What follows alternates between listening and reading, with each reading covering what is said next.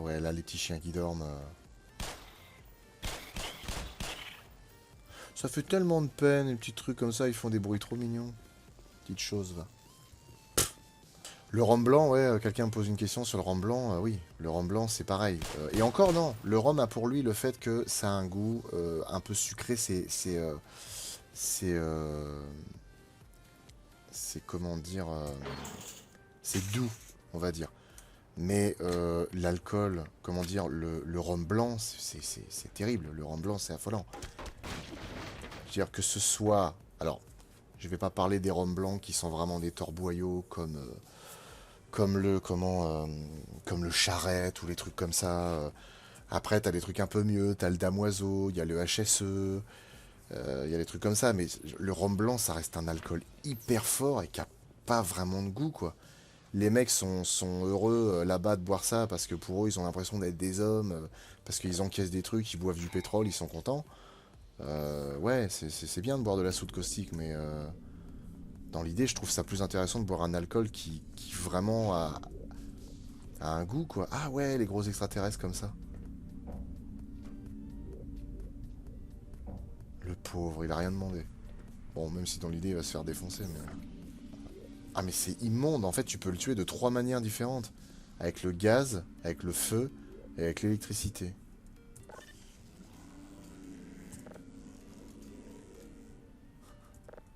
C'est horrible. Putain. En même temps, ils sont tellement difficiles à buter, ceux-là.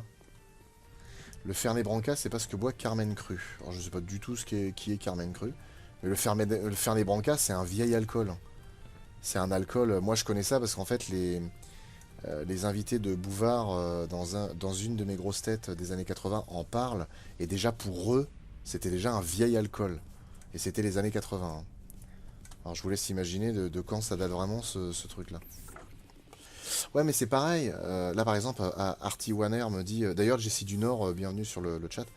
Artie Wanner me dit... le rhum blanc, c'est un alcool pour les cocktails. Enfin, charrette, c'est du rhum pour les cocktails. Bah ouais, mais en fait, quand tu fais un cocktail avec un alcool qui est dégueu, bah du coup, ton cocktail, il est pas ouf. Je préfère largement un cocktail avec un alcool qui est un peu au-dessus, quoi.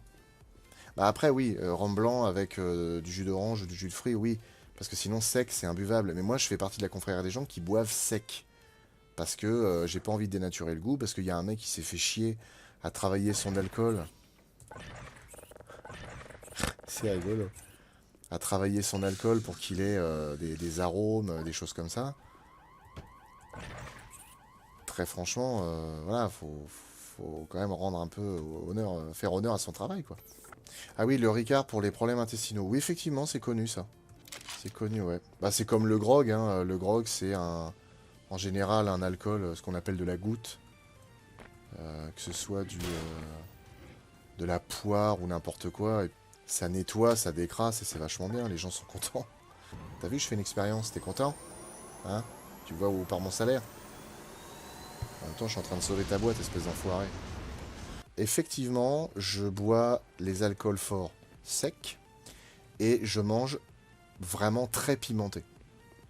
Enfin, disons que j'aime bien manger quand c'est vraiment relevé. Je mange des trucs bien pimentés. Voilà, par exemple, pour une recette de grog, de zédoudou, 4-5 gouttes de chartreuse dans un thé avec du miel et du thym et tu vas te coucher pendant toute une nuit. C'est ça. Alors le gin, j'ai jamais eu l'occasion d'en boire. À chaque fois, je suis tombé sur des... À chaque fois, je suis tombé sur des cavistes qui étaient infoutus de me faire goûter. Alors que souvent, chez les cavistes, que ce soit whisky, rhum ou quoi, les mecs font goûter. Alors, les vrais cavistes, hein, pas les cavistes à la mort moelle qui font semblant d'être cavistes, mais bon. C'est un peu drôle, mais du coup, ouais, j'ai jamais eu l'occasion de boire du gin. Après, c'est de l'alcool de raisin, je crois, si je dis pas de conneries. Mais j'ai goûté plein de trucs, hein. J'ai goûté du ratafia, j'ai goûté de la... Putain, il y a un truc qui vient de Reims, c'est de la... Je me rappelle plus. Mais en tout cas, c'est bon, quoi. Le champagne, je cours pas du tout après, c'est vraiment pas mon délire. Et encore, on a réussi à trouver une maison qui fait du champagne à Reims qui est excellente et en plus pas onéreux. J'ai déjà goûté la trousse-pinette. Ouais, mon beau-frère m'en a offert une bouteille. Pareil, alcool de plante, j'ai horreur de ça. Et comme les alcools amers, hein, il y a aussi le beer, il y a la Suze. J'aime pas du tout ces trucs-là. Mais genre vraiment pas, hein. Ça, c'est des alcools que je fuis le plus possible. Ah non, non, ah non, attends, la trousse-pinette, c'est pas un truc de résine de sapin ou je sais pas quoi. Ou alors non, je confonds avec autre chose. Parce qu'il y a un alcool qui existe, c'est un alcool de résine de sapin, un truc dans le genre. Bah ouais, Initial D, mais on est allé à Reims 2 fois et franchement, on aime beaucoup. Et en plus, il y a une distillerie à Reims, la distillerie Guillon, où le mec a fait plein de gammes de rhum et de... Non, surtout de whisky. Je crois qu'il doit avoir 16 ou 17 whisky différents. Et en fait, vieilli dans des fûts de vin, dans des fûts d'autres alcools, Calva et tout. Et franchement, mais c'est excellent. Excellent. Mais pareil, il faut mettre le prix. Et j'ai eu l'occasion de goûter chez eux un whisky à 300 balles. Qui était bon, mais pas de quoi... Enfin, franchement, ça valait pas 300 balles, clairement. J'en ai goûté un autre à 90 qui valait largement celui à 300 balles. Oh putain, le con. Oh, la boulette. François Pignon. Oh, la boulette. Bah oui, bah oui, bah oui, il y a un docteur dans le coin. Oui, enfin, moi, je suis agrégé de sciences... explosives, alors je peux rien faire pour vous, désolé. Ah, oh putain, ouais, parce qu'il y a Will qui en parle. Le ouzo. Le ouzo, j'en ai bu, un échange franco-allemand, c'est pareil, c'est des alcools. Ça pue l'anis et la réglisse, hein. Oh là, j'ai horreur de ces trucs-là, putain. Ah, j'aime vraiment pas ça. Qu'est-ce que j'en sais, j'habite pas là, moi, tu m'emmerdes avec tes questions. En vrai, c'est quoi la tranche de prix d'un bon alcool? Bah en fait, il n'y a pas vraiment de tranche de prix parce que tu peux trouver des alcools qui sont très bons et... Et merde. Et merde. En fait, non, après, faut juste savoir ce que tu as en face de toi, comment c'est fait, tout ça. Par exemple, au niveau des whiskies, concrètement, alors, il y a à peu près peut-être 5-6 catégories de whisky différents, mais en gros, les trois principales, ce sont les blends, les single malt et les pure malt. Concrètement, un pur... Mais t'es coincé dans la porte, mais t'es vraiment trop con. En fait, un pur malt, c'est un whisky d'un seul fût qu'on met en bouteille. Un single malt, du coup, le pur malt, c'est évidemment un whisky de malt, c'est-à-dire un whisky qui est fait simplement avec des grains d'orge maltés. C'est-à-dire que maltais, c'est on fait germer le grain, mais juste ce qu'il faut. Et on le fait aussi torréfier, comme pour les grains de café. Et en gros... Ah mais attends, ça va exploser, reste pas là, toi. Ah bah il va crever. Ah non. Tu viens là, crétin. Ouais mais la porte est fermée. Oh là là, t'aurais pu crever du coup. Bref. Et en fait, après, donc oui, il y a le single malt. Donc le single malt, c'est un assemblage de whisky de malt fait à partir des whiskies de la même distillerie. Et ensuite, il y a le blend, où le blend, c'est des mélanges de whisky à la fois de malt, mais aussi de grains. Ça peut être aussi de whisky de grains. Là, le grain, c'est plutôt du maïs, du seigle, des choses comme ça. Mais par contre, de distilleries différentes. Ce qui fait que comme toutes les distilleries n'ont pas la même qualité... Ah ouais, ok, c'est pour ça. Comme toutes les distilleries n'ont pas la même qualité de whisky, de travail, etc. Et ben en fait, ce qui se passe, c'est que à mélanger dans un blend plein de whisky, bah, ça fait qu'un bon whisky va se mélanger à d'autres moins bons. Et en fait, les blends, en règle générale, ont une qualité inférieure, même si on tend à augmenter la qualité des blends depuis quelques années. Et par exemple, tu peux toucher des single malt vraiment pas mauvais à partir de 20, 25, 30 euros. Alors après, un single malt qui vaut plus cher ne sera pas nécessairement vraiment meilleur.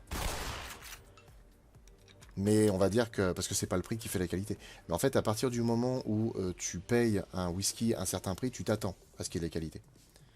Hein, quand tu payes 70 balles un Sky, s'il est dégueulasse, tu prends la bouteille, tu la mets dans la gueule du caviste. Tu lui dis t'es gentil, mais ta merde, j'en veux plus. Oh putain, j'ai libéré un truc énorme. Ouh là là, tire-toi. Il est où ce con? Eh, la porte, s'il vous plaît, la porte. Je suis mort. Bon. Je me suis fait en lec. Excusez-moi, je me concentre 2 secondes, n'est-ce pas?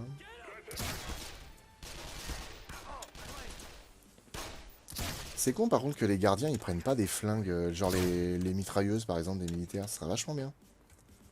Je me sentirais plus à l'aise avec un avec un agent de sécurité qui a une mitraillette que... Mitrailleuse plutôt. Alors je vois quelqu'un qui parle de... Non, qui dit non non garde tes... qui dit garde tes créments. Ma belle-mère me dit toujours il vaut mieux un bon crément qu'un mauvais champagne. Parce qu'honnêtement quand tu vois le prix du champagne, c'est du foutage de gueule. Hein. Pour la qualité que c'est, honnêtement, c'est du foutage de gueule. T'as des gens qui se... Pardonnez-moi l'expression. Tu as des gens qui se branlent sur le Mouette et Chandon, Canard du Chêne, machin. Honnêtement, non, non, non. Franchement, c'est pas des champagnes de ouf, même si évidemment j'ai pas tout goûté. Mais honnêtement, par exemple, à Reims, il y a une petite coopérative qui s'appelle La Chapelle, qui font des champagnes qui sont très très bons et qui valent de 17 à 25 balles. C'est très bien. Mais à côté de ça, t'as des mecs qui se branlent sur des... Même par exemple le Ruinart. Le Ruinart, ça vaut 100 balles la bouteille. Mais sans déconner. Le champagne, c'est du vin pétillant, faut pas déconner. Faut arrêter. Ça vieillit, mettons, allez, en exagérant, maximum 6 mois, 12 mois, 18 mois en fût. Et après, c'est... Allez, one again. Non, je suis désolé. Le champagne, c'est de la branlette. Voilà, en fait, tu payes une marque. Ah, Lambrusco, c'est sympa, ouais. Mais après, c'est pareil. À l'inverse, c'est pas parce que, du coup, c'est de la marque que c'est mauvais. Des fois, il peut y avoir des marques qui sont bonnes. J'ai jamais goûté le Ruinart, hein, mais bon, pas c'est pareil, à 100 balles la bouteille, j'espère vraiment que c'est bon, putain. Mais je suis curieux. Je me dis, tiens, sait-on jamais, peut-être. À live monstre de Twitch, on part sur du vin, c'est des alcools, c'est énorme. Mais après, c'est comme le vin. Le vin, c'est pareil. Hein, j'ai des collègues ou même des gens dans mes connaissances qui ne jurent que par les grands noms qu'on connaît, en fait. Genre, ah ouais, un vin, le Saint-Émilion, le machin. Ouais, d'accord. Maintenant, Saint-Émilion, je suis allé au salon des vignerons indépendants il y a 2 ou 3 ans. J'en ai acheté. Ça m'a coûté 20 et quelques balles la bouteille. Et bah, c'était pas ouf du tout. Mais genre vraiment, hein, c'était... Pauvre Vortigaunt. Pauvre pépère. Franchement, c'était pas ouf du tout. Ouais, après, c'est pareil, il y a Mouton Rothschild et tout, des merdes. Comme ça... Ah ouais. D'accord. Ok. C'était pas très Charlie, ça. Oh, putain, mais... Vas-y, finis-moi. Allez. Finis-moi, mec. Voilà. Putain, le bâtard, au moment où je prends... Voilà. Fumier, là. Le Chianti, j'ai goûté, c'est... Ouais, c'est pas ouf. Chablis, ouais, surcoté, Bourgueil. Alors après, là, par contre, oui. Là, c'est encore autre chose. Parce qu'après, c'est pareil, il y a les goûts et les couleurs aussi sur l'alcool, hein, faut pas se tromper. Mais par exemple, personnellement, j'adore les vins de Bourgogne. Les vins de Bourgogne, je suis un fan. Il est sorti où? Ah, il était là, cet enfoiré. J'adore les vins de Bourgogne, vraiment. Après, voilà, c'est pareil, c'est comme les Bordeaux. Hein. Bordeaux, tout le monde te dit, oh, les vins de Bordeaux. Ouais, enfin, Bordeaux, c'est bien, mais mis à part le prestige, parce que le vin de Bordeaux, à côté de ça, les vins de Bordeaux, souvent, enfin, souvent, non. Dans ce que j'ai goûté, il y avait beaucoup de vins de Bordeaux qui étaient pas ouf. Mais c'est pareil, il faut fouiller chez les cavistes, faut pas s'arrêter, faut pas s'arrêter à ce que tu achètes à Carrefour. Surtout pas. Parce que concrètement, les mecs, en fait, ont des petites productions. Enfin, pas spécialement des petites productions, mais disons que... Un œil. Ah. En fait, les producteurs ont un truc qui va aux cavistes et des bouteilles qui vont aux grandes surfaces. Et les grandes surfaces, c'est pas des trucs de grande qualité. Loin de là. Le William Peel, pourquoi c'est connu? Ben, en fait, ah ouais, oui, justement, parce que tout ça, c'est des blends. Le William Peel, dans l'idée, c'est comme le Clan Campbell, comme ces merdes-là. C'est des alcools qui sont abordables, c'est du whisky coca. Ces tendances de boire du whisky coca, c'est super, alors que c'est de la merde, c'est dégueulasse, ça n'a aucun goût, ça vieillit 3 ans en fût. Ce qui est pas beaucoup, en fait, pour vraiment développer des arômes intéressants. C'est ouais, c'est des alcools de, des alcools de contrebande. C'est des machins qui sont... c'est immonde, hein. C'est pareil au niveau des whisky. Si vous demandez à un ancien, je sais pas parmi vous quel âge peuvent avoir vos parents, pères, si vous avez encore des grands-pères ou quoi, ou même des oncles. Hein. Oh putain le con. C'est dans l'idée, par exemple, au niveau whisky, ils vous diront le Chivas. Ah, le Chivas, attention, c'est un excellent whisky. Le Chivas, c'est du blend, c'est vraiment pas ouf. C'est vraiment pas ouf, hein. Ou alors faut taper dans des trucs qui sont vieux. Le seul problème, c'est que des vieux Chivas, ça coûte la peau des rouleaux, quoi. Donc c'est pas intéressant. C'est pas intéressant, et il y a bien mieux, et surtout moins cher. Parce que le Chivas, du coup, c'est une appellation. Et l'appellation, ça se paye.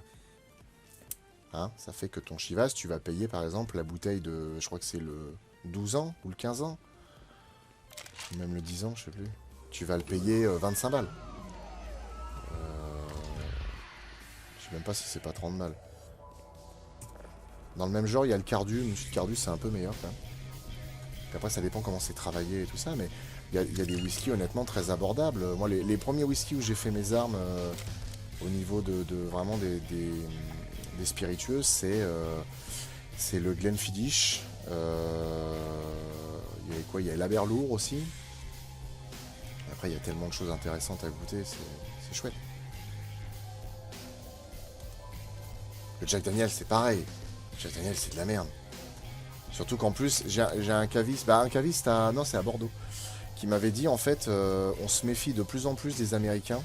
Parce qu'en fait, les Américains, étant donné qu'ils sont toujours attachés à l'aspect des choses, hein, c'est toujours l'extérieur de la coquille, le reste, on s'en fout. En fait, pour eux, un alcool, comme un whisky ou quoi, ou un cognac ou un calva, doit toujours être ambré. Donc en fait, ces fumiers de lapin, ce qu'ils font, bah, c'est qu'ils rajoutent des colorants dedans. Donc genre caramel, machin, tout ce que tu veux. Du coup, c'est immonde. C'est immonde. Putain, ça donne un goût de chiasse. Et du coup, par exemple, le Jack Daniel, ça a carrément un goût caramélisé. C'est immonde. Le Jack Daniel, c'est dégueulasse.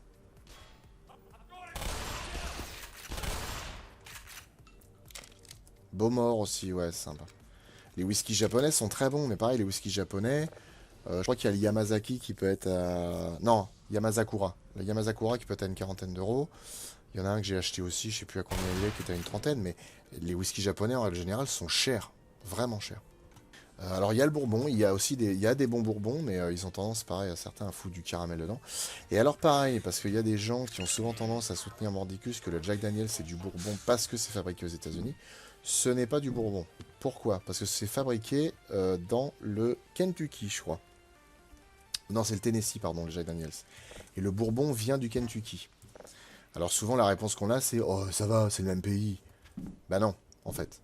Parce que le territoire par rapport à l'appellation c'est hyper contrôlé. L'appellation c'est vachement contrôlé. Hein.